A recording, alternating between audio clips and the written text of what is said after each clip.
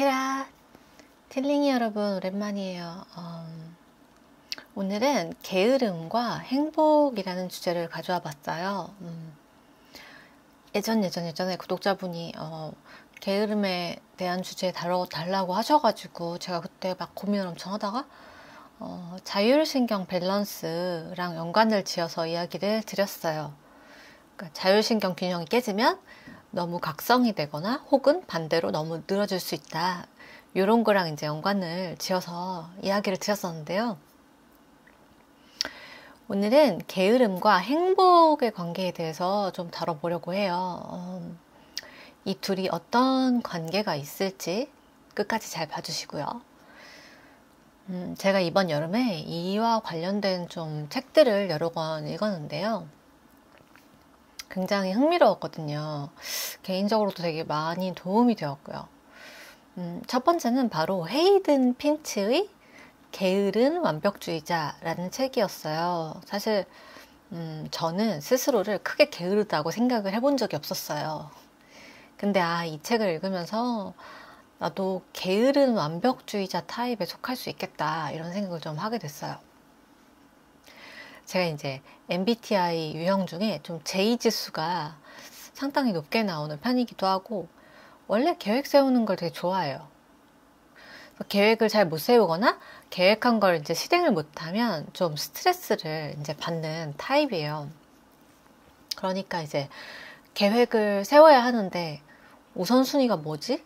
뭘 더 열심히 하고 뭘 덜 열심히 해야 하지? 할 건 많은데 왜 하기가 싫지?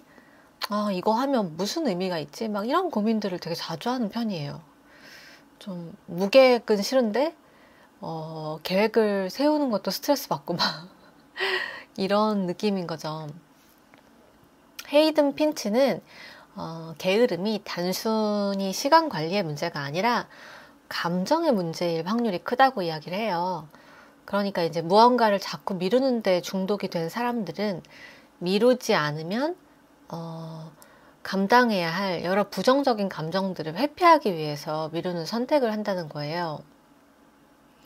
책에서 이제 여러 유형들이 소개가 되는데 그 중에 완벽주의자들은 너무 높은 기준 혹은 기대를 세워놓은 탓에 이제 그게 부담이 되어서 미루게 된다는 부분이 되게 인상 깊더라고요. 이 책과 비슷한 시기에 또 읽게 된 책은 바로 데렌 브라운의 모든 것이 괜찮아지는 기술이었어요. 내용의 요지는 우리가 행복이라는 거는 이제 단순히 심리학적인 문제가 아니라 사실 철학적 문제에 더 가깝다는 이야기였어요. 그러니까 우리의 감정은 우리가 사유하는 방식과 밀접하게 연관이 되어 있다는 거죠. 행복이란 뭐지? 이 문제로 들어가면 사실 행복을 어떻게 정의하느냐의 문제로 넘어가게 되거든요.